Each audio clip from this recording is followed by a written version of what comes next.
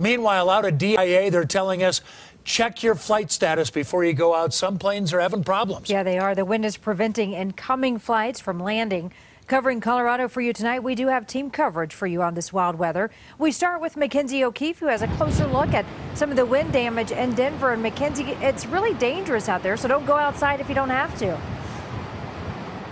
Exactly. These winds out here are so strong, it's blowing everything away. My camera was barely just staying up. I'm here at the Denver Center for Performing Arts, and they've actually had to close down this road. They just reopened it. I don't know if you can see right behind me, but part of the building actually fell and crushed this vehicle. So there's been a lot of damage out here. I also want to show you an accident earlier that was off of 20th and Curtis. Now, a lady said she was just sitting at a stoplight at that intersection at a red light when she heard a crash and her windshield just completely shattered. There was a street sign at that intersection that fell across her vehicle. Now, the winds were so strong that it completely uprooted that entire thing. And they say that Public Works, Excel, and police blocked off that intersection while they worked to clean up the mess.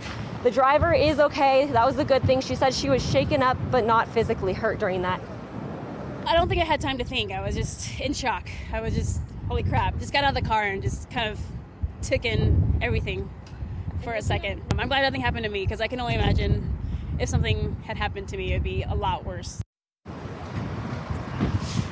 Now these winds again are pushing around my camera. You can see it's a little bit tilted out here.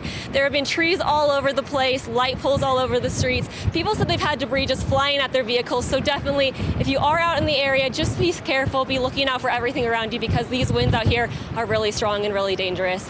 Live in Denver, Mackenzie O'Keefe covering Colorado First. Tough stuff. Mackenzie, thank you. Right.